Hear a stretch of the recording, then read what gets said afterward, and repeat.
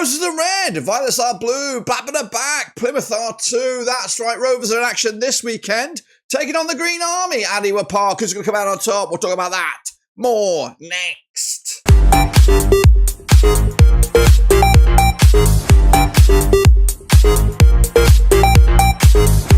That's right, folks, back once again with another video today. It's all about, of course, Blackburn Rovers taking on Plymouth Argyle at Ewood Park in a bit of an important game for Blackburn Rovers season. And it seems to be playing Plymouth at pretty much the wrong time of the campaign. We'll get into all that and more in a second. If you knew where you've been, hit the old subscribe, your one-stop shop for Blackburn Rovers, world football, Ewood Park, Championship, all that kind of good stuff. All here, boys and girls. That's right, yeah, Rovers still managerless after the confirmation of John Eustace. Go to Derby, who's in action tonight, sidebar.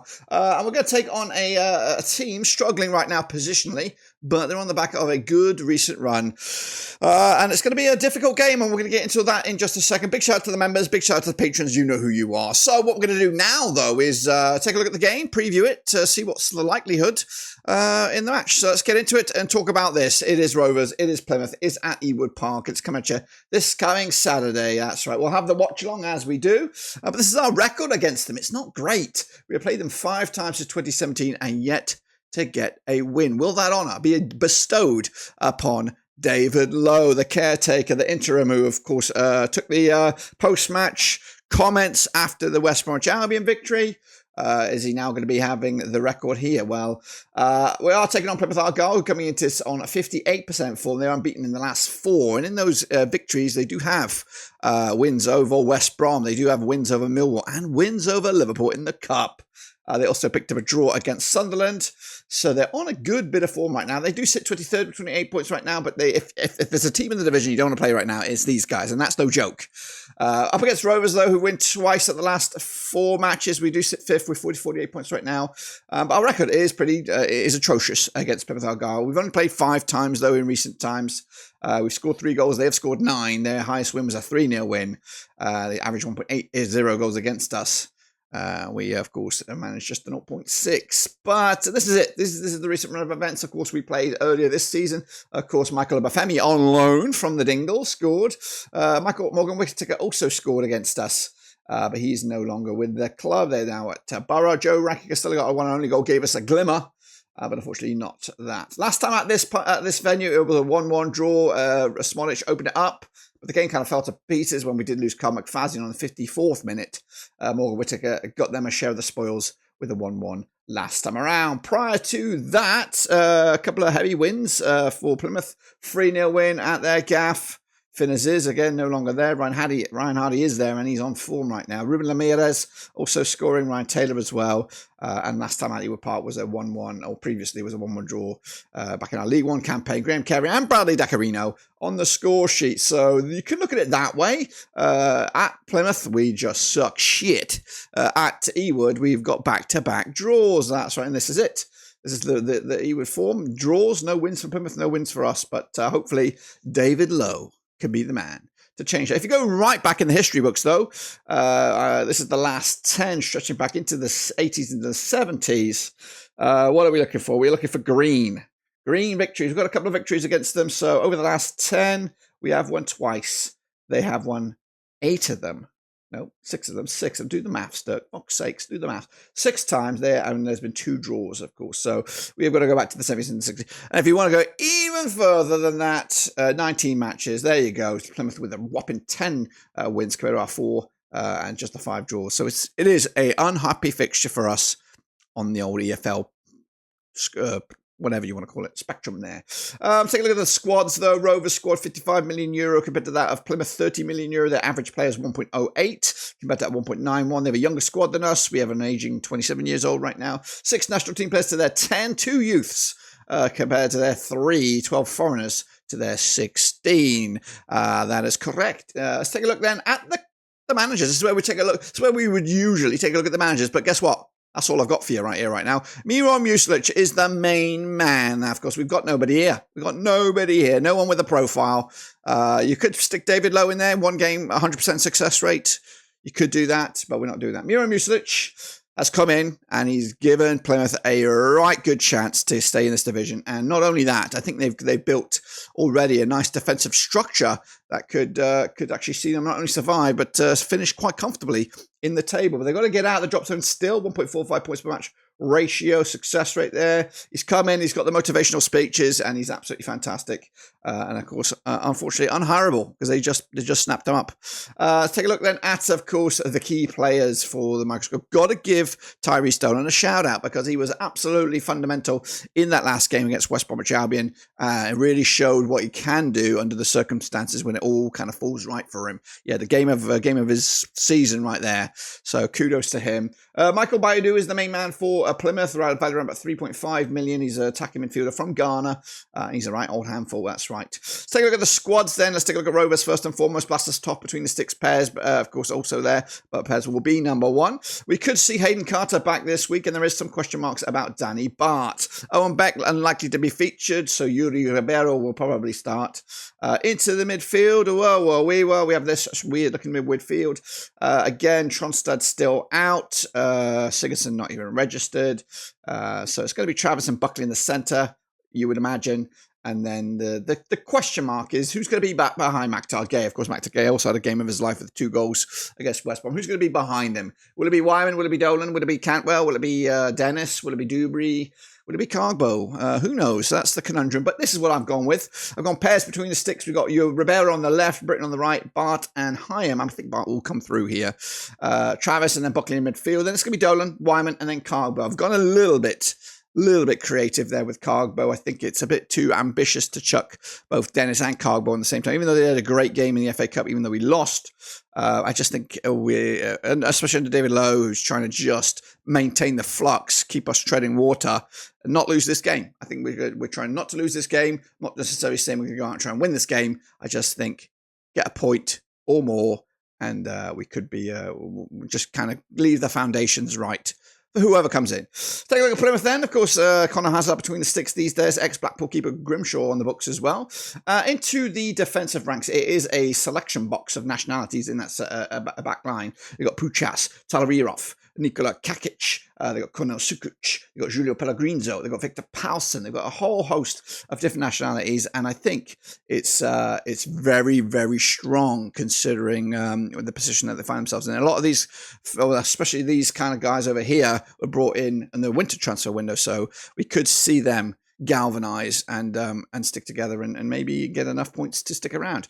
Into midfield, of course, you got the likes of Sorinola in there. You got Randell, Bayard, we already talked about. Of course, Balimumba, also very, very good. We've seen him bits up and down the wings this season already. Up top, you got Abafemi, of course, Burnley connections. We've got Bundu, we talked about, and Hardy, who's scoring goals right now. Let's take a look then at my starting lineup. We've got Hazard, we've got Maxi, Katic, Paulsen. We've got Sorinola, Randell, Houghton, and Ogbeta in midfield. We've got Hardy, Bundu, and Wright for the time being. So that's, of course, the starting lineups. What about the key men then? So, of course, at the stats, Callum Britton is still the best player on the books for both sides in this match. Of course, 7.13 on average. Easy pairs with 7.06. Then Danny Bart in the bronze. As for Plymouth, the main man is Adam Randell. Dako Agayaibi is also alongside him. Mustafa Bundu as well. Keep an eye on Maktar Gay. He's going to start surging up this table, I imagine, because he's starting to grow with confidence and the goals are coming. So let's hope they continue this weekend and beyond. Let's take a look then at the statistics between the two sides. On average, Rovers are picking up 6.91 per player this season. We played 32 times, scoring 37 goals, conceding just a 31, averaging 1.2 goals a game. As for Plymouth, 6.74 on average. They are the worst team statistically, but again, they had Wayne Rooney for a good portion of the season. They have played 31 games to our 32. They have scored 34 goals, conceded 64, averaging 1.1 goal a game. Kicking on forward, ball possession, we just about edged it over Plymouth, 46.7 to their 45.8. They have 2 clean sheets to our 12. As for sendings off, they've had 4 sending offs, we've had 2. Duels, 50.6% possession for Rovers, and of course 51% of the aerial duels have been won. As for Plymouth, their duels, 48.5 have been won, 42.2 aerial duels, so that could be an area to exploit for Rovers moving forward. Let's take a look then at the possession-based stats. Now, this could be quite interesting statistic to look at. Rovers in possession, they actually still both left and right, pretty even Stevens. And when in possession, 32% of the time as in the attacking, as in the defending third. As for Plymouth, they also pretty similar to Rovers, 37% down the left-hand side compared to 36 on the right. And again, more often found in the defensive third than the attacking third. As for shot direction, Rovers prefer the right to the left. Plymouth prefer also the right to the left. And they prefer to shoot 14% of the time in the 6-yard area. We kind of walk it in, guys. We kind of walk the ball in. As for Plymouth, long range cookies, 42% of their shots on the outside of the box. As for shots received, more often than not coming down the left-hand side, is similar to that of Plymouth. 30% of their shots received from the outside of the box, 35% for Blackburn Rovers into this one. Let's take a look at the goals then, how the goals have been scored. Well, have a look at it. Rovers scoring 23 times through open play, 6 set pieces, 4 counter-attacks, 3 penalties and 1 own goal. Plymouth, 21 of their goals through open play, 6 set pieces, 3 penalties and 1 own goal. I'm just having a little bit of a question mark. I hope this is correct.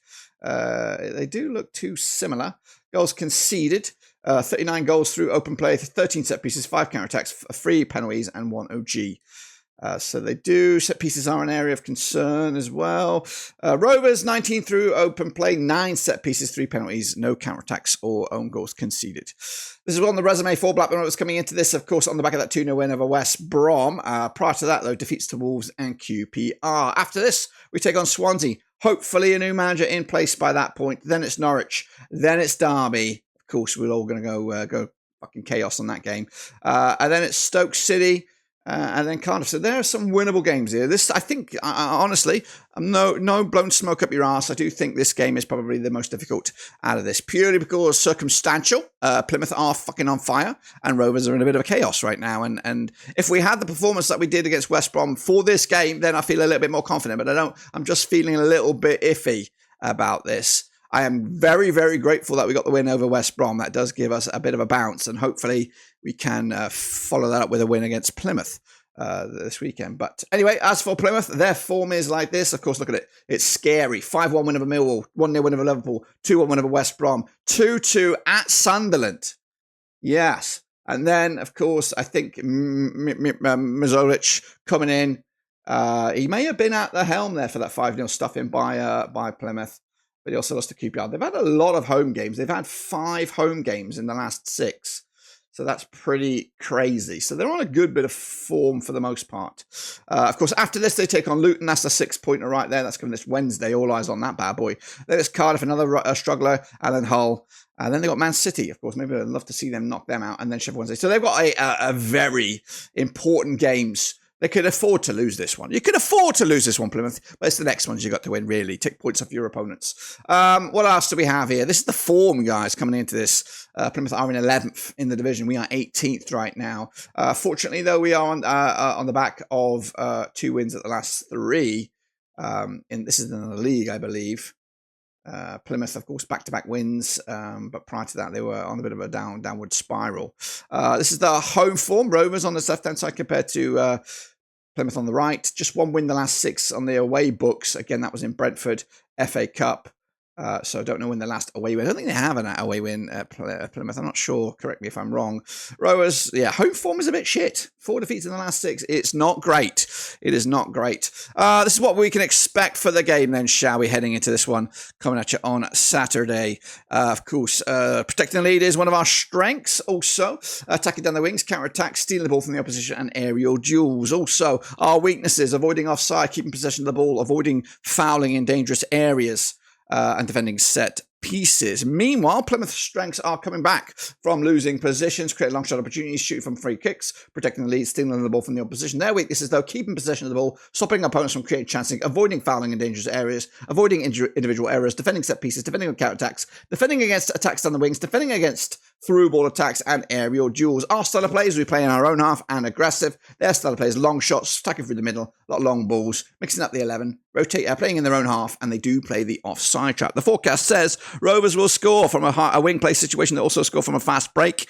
Rovers will dominate the air and steal the ball from the opposition often, but Blackburn will stray offside. Plymouth will score from a free kick and will steal the ball from the opposition as well. So what can you take from that? Realistically, a whole bunch of nonsense. Meanwhile, this is the table as it looks. Rovers can strengthen their 5th place spot with a win, get over to the 50-point barrier and probably secure our status in the division for another season. As for Plymouth, a win, they could mathematically go up as high as 20th, depending on what goes on elsewhere. This is the journeys thus far. Rovers have had a dip mid-season at as low as 10th and currently find themselves in 5th. As for Plymouth, you know what I mean? They had an okay start, and this must have been under Rooney, surely. Or was it Schumacher? Did they go Schumacher, Rooney, same season? I don't even know.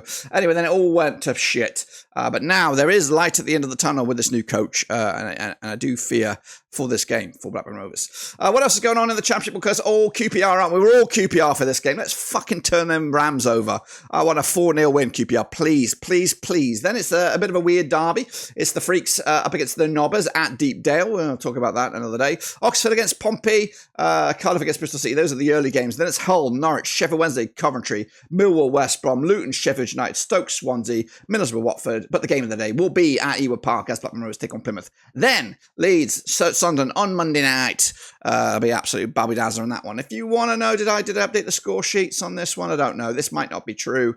I don't know if I updated it, but that's what it looked like recently. And then it all comes down to this, guys. It all comes down to my prediction. What do I think? Well, as I said, throughout this thing, I'm worried about this game. I am eternally grateful for the big win against West Brom. That gave me a little bit of a boost. I thought we were going to turn over there. I'm just not sure. I am not sure about Rovers in the state. There was a lot of passion on display on Wednesday, but is there any more fuel in the tank to be a bit more same passionate for this one in front of the Ewood faithful? You could say yes. We didn't see the full flux of our new arrivals on Wednesday as well. Maybe there's a window for them to come in here and do something. But what happens if shit gets the fan? If Plymouth take a 1-0 lead, do we have the mental capacity to get back into this? That's what I'm worried about. So I am going to sit on the fence, unfortunately, on this one. I'm going to go with a 1-1 draw. Earlier in the week, I did go with a 2-1 win for Rovers, but I just don't know. I think Plymouth are playing out of their skin right now. 5-1 win after Millwall. Again, I have to admit, all those results were at home. I just haven't seen enough of them under this new coach on the road. So that's why I'm a little bit reserved here. I'll take it. I actually would take a point right now. I really would. Just because of the goings on. And a point would be enough. Would stay in the top 3. Buy us a week of time before hopefully a new coach comes in. And then we can get some actual plans, blueprints for the season. There'll be another 13 games to see where we can take this crazy old season. So yeah, sit on the fence with the 1-1 draw. Let me know your thoughts and opinions down below. I look forward to hearing those and more. But until then, see you tomorrow. Kick off, normal time, 3 p.m. UK, 10 here in the USA. But until then, I'm out of here.